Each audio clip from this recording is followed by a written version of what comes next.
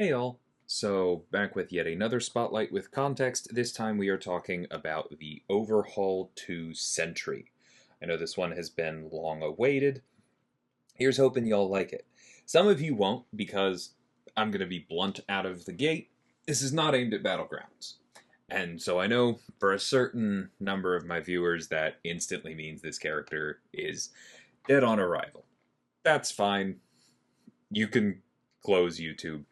But for the rest of you, I do think there's a lot of really fun stuff in this kit. There's some powerful utility, and there is very good damage. So let's walk through that.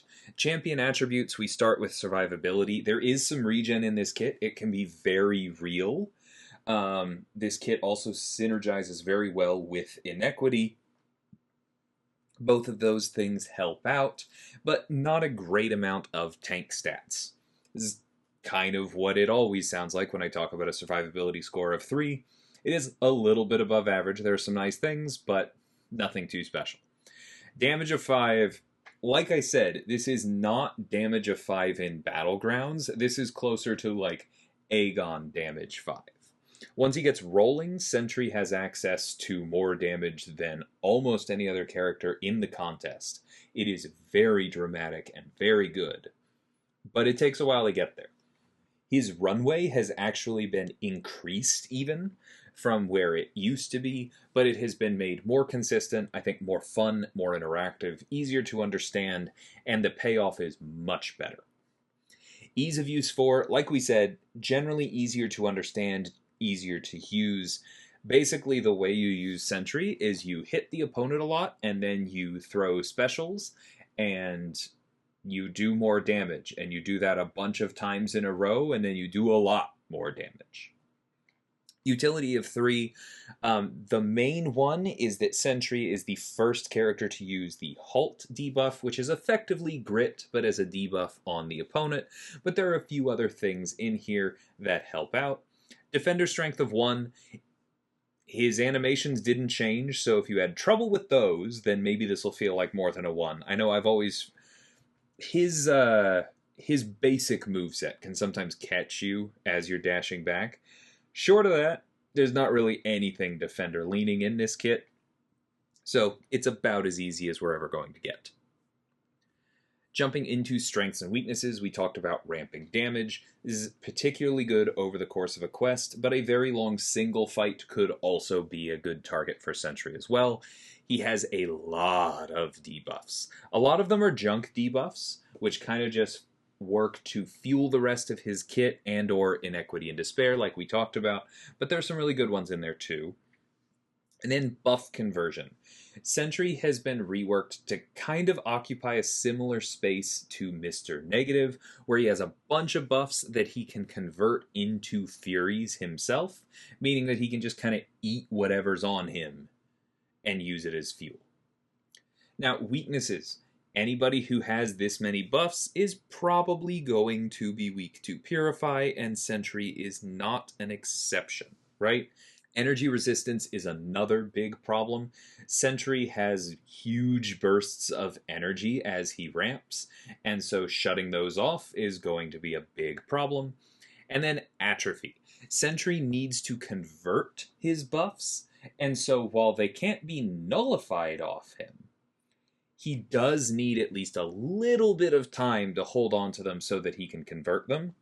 And so anything that causes those buffs to expire more quickly is gonna be a problem. So jumping directly into abilities. Sentry is immune to Nullify, Fate Seal, and Incinerate. He is not immune to Stagger, which is an important thing to note, so that can still get rid of his buffs, as well as Atrophy like we talked about, but he is now Incinerate immune to kind of share that with Void and just help him out with a little bit more utility. Additionally, Sentry converts any critical damage rating bonuses into attack rating, increasing his attack by up to, I believe that's 100%. This just means that any critical damage rating you try to give him, whether it's from a node, a cruelty, some relic, stat focus, any of that will just go directly into attack rating. Next up, he can gain up to 20 Bulwark Buffs. He gets one whenever he inflicts a debuff. They last for 25 seconds, so there's a pretty good duration on them. They're not that strong, even with all 20 up. You're looking at a little over 1,000 block proficiency. That's good, but it's not going to instantly turn you into Guardian, just to kind of put that into scale. It helps in block, but he is not an exceptional blocker. If Sentry would gain the precision buff from the Dexterity Mastery, he instead gains another one of these bulwarks, but this does have a cooldown of 0.5 seconds, so dexing Cyclops' special one once will only give you a single bulwark, but you can get multiple bulwarks throughout the course of, say, Apocalypse's special 2. While any personal bulwark is active, Mystic Champion's combat power rate cannot exceed the amount they started the fight with. Now note that this is restricted to combat power rate, so this doesn't deal with things like enhanced power gain, but this does completely shut down that aspect of evolution, right?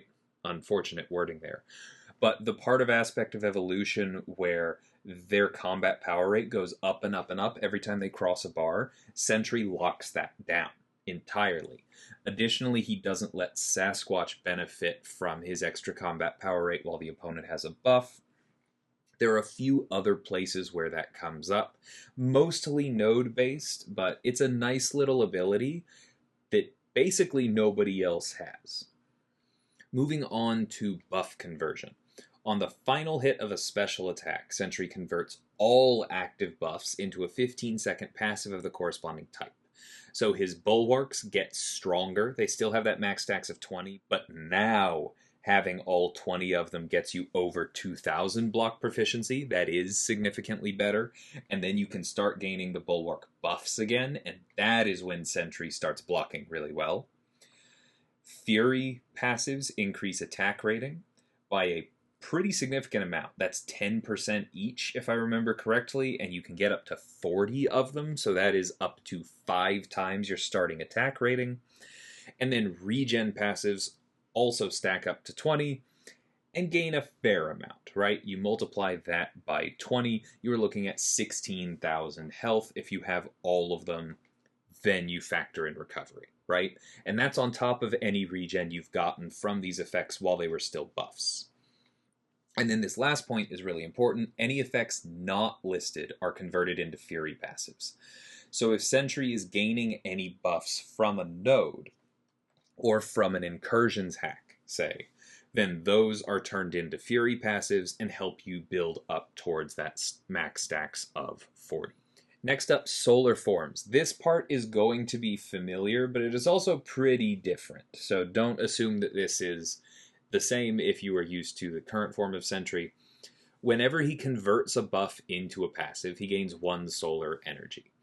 So basically, when he throws his special attacks, he's going to gain an amount of solar energy equal to how many buffs are on him on that last hit, right? When reaching 20 or more solar energy, he consumes them to change solar forms in the order of his base form, absolute strength, then brilliant might. So this has been simplified a bit because Sentry used to have more forms than this, and now it's just normal strength might. But he still cycles through them as he's gaining buffs. And as you are about to see, he inflicts a lot of debuffs, which means that he gains a lot of buffs, which means that he gets through these forms pretty quickly. And so this is pretty easy to cycle through. You have a lot of control over which of these forms you want to be in.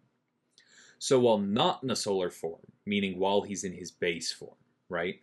Sentry's basic attacks inflict an exhaustion debuff for 20 seconds, up to 10 of them. These are pretty weak. They're not going to have a huge effect on the opponent's critical damage rating, but they do fuel despair, they do fuel inequity, they do give you your bulwarks for you to then turn into passives, and they turn off Sasquatch. So, still a very nice base debuff. Absolute strength focuses on your light and medium attacks. You're going to see more things that Empowered does later on.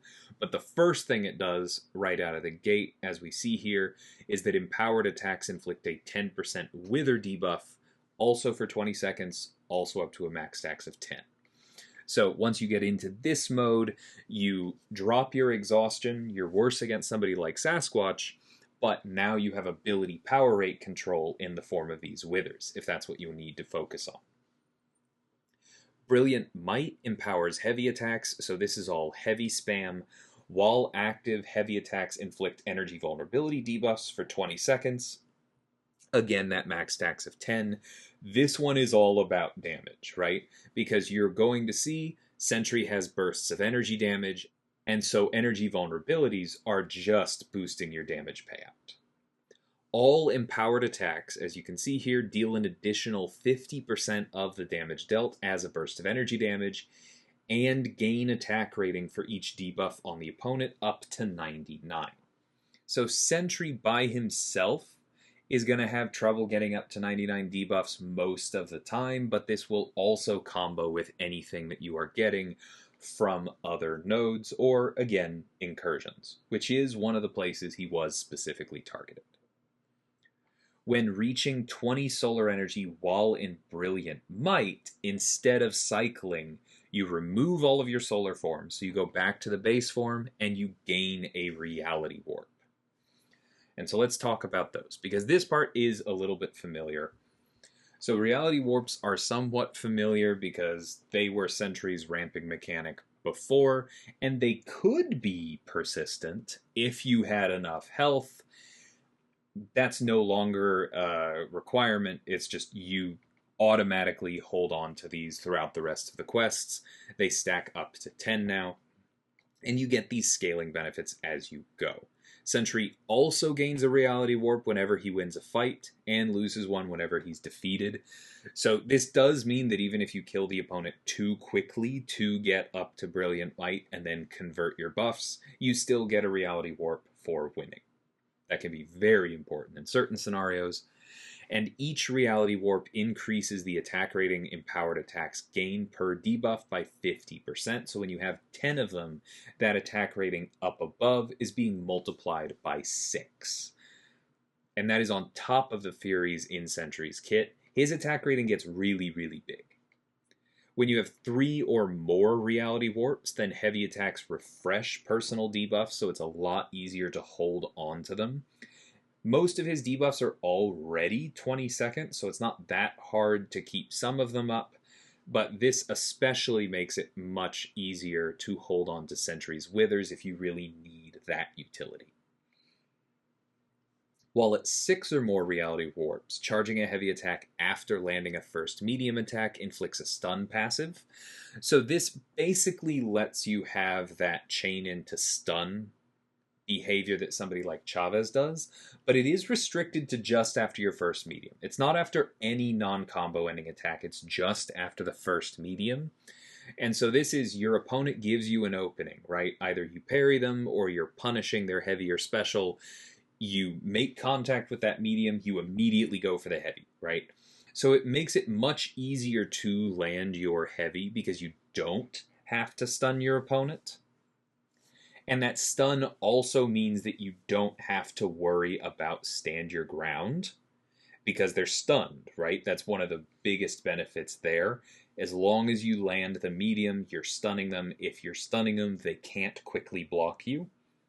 And so I think that is more than worth the trade of not being able to do this anywhere in a combo, because just as long as you can land that medium, you have your opening. And then while at 8 or more reality warps, Sentry starts each fight in absolute strength, and so your ramp is that much faster.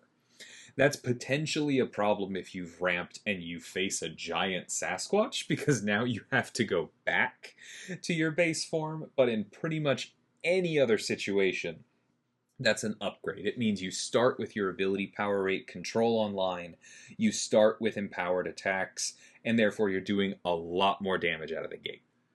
For the special one, on activation, this inflicts a non-stacking halt debuff for 20 seconds, so the hit doesn't actually have to land. Just as soon as you activate it, you immediately counter unstoppable. This is not ability accuracy reliant. It also does not prevent or remove unstoppable, which is sometimes important, right?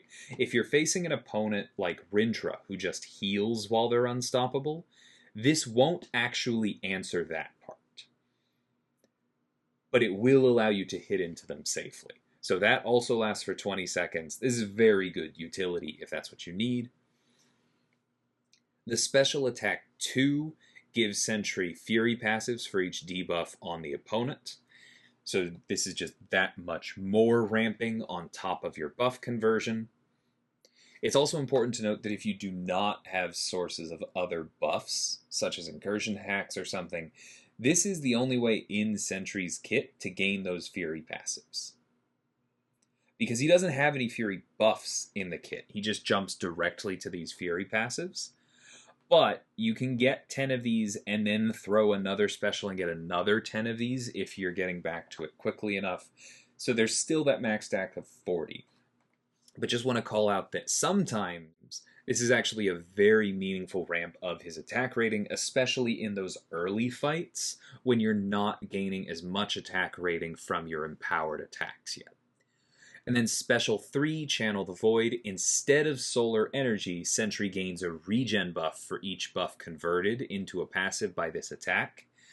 Those regen buffs heal a pretty decent amount over 15 seconds, but the key here is that you want to get to your Special 1 before they expire, because then they will be converted again into regen passives by the last hit of that Special 1. And those regen passives recover even more health, and so you can more than double the healing here if you convert them right at the right second. And then lastly, signature ability. Here's the familiar Indestructible. When struck by a basic attack, he gains an Indestructible passive, and this time it just has a cooldown. It doesn't have any direct ties to his forms. And then when Sentry enters a solar form with more than 20 energy, he pauses personal debuffs on the opponent for half a second for each solar energy over 20. And so this is basically just a reward for over-ramping. Because without this SIG ability, if you convert too many buffs as you are moving into the next one, you're not really getting a whole lot out of it. But once you do have the signature ability, then you are explicitly benefiting from that overramp by holding on to all of your debuffs. Now, you may not need to worry about even that once you're far enough along, because once you have enough reality warps, your heavy attacks refresh your debuffs, and then you don't care if they're paused. But you're not going to start out with reality warps, and you may not always want to be throwing heavy attacks depending on what mode you're in, so this can still be very, very helpful on the way up.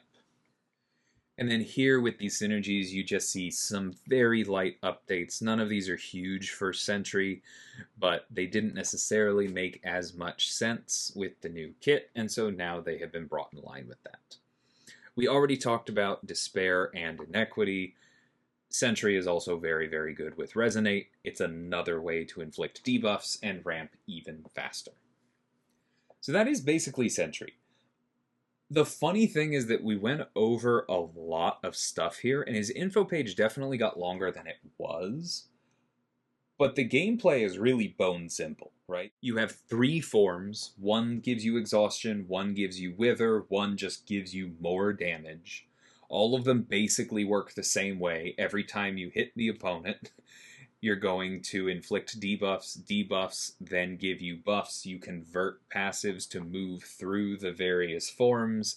And the more times you do this, the more times you go through the hoops, the more damage you deal, the more utility you have, the smoother everything works, right? So the first fight with Sentry might be a little bit of a slog, which is why I say he's not aimed at Battlegrounds. But it doesn't have to be Incursions or Everest content for him to feel good, right? I do think he ramps to a very reasonable place significantly more quickly than Aegon, and I would see sending him in Alliance War as long as you had a fight or two up front that his utility answered enough for you to feel like it was safe to take that, right? Remember, he doesn't really respond to Mystic Dispersion the way a lot of characters do, because he converts his own buffs. If you let them expire, you're going to have a really bad time. But as long as you're able to throw buffs, you don't really have to worry about MD. You have that combat power answer there. If you can get into absolute strength, you have even more ability power rate control. You're doing good damage, you're blocking well. That's all very relevant utility to get through some of the more basic fights. And then you're going to be doing so much damage once you're ramped properly that that utility is going to let you really cruise through mini bosses later on. I don't know how much I'm going to be sending him. We're going to have to see how comfortable people feel and how, Alliance War evolves. But I do think that as far as the scale of that map and the fights involved relative to how quickly he ramps, he is viable in that content. That is more the point I'm trying to make here, is I wouldn't aim him at Battlegrounds, but basically anything else, he's going to feel pretty good. So I hope you guys are excited. I have to admit, I'm a little bit nervous about the reception to this one because people have been demanding a Sentry buff for so long that I'm kind of expecting some of those people to be angry that he's not great in Battlegrounds. But I do think this is a Sentry level buff, right? This is appropriate to the character once you get rolling. Right? Once you ramp him up, he just does an incredible amount of damage while staying in control of the fight, while being very hard to kill. That is the kind of thing we wanted, right? It's just that not every one of those kits can be short fight focused, and some of them need to come online as you go, and that is more the space that Sentry occupies. I think he's a very worthy addition to the contest. It's a good update, but let me know in the comments what you're thinking. And until next time, thank you so much for watching, and take care.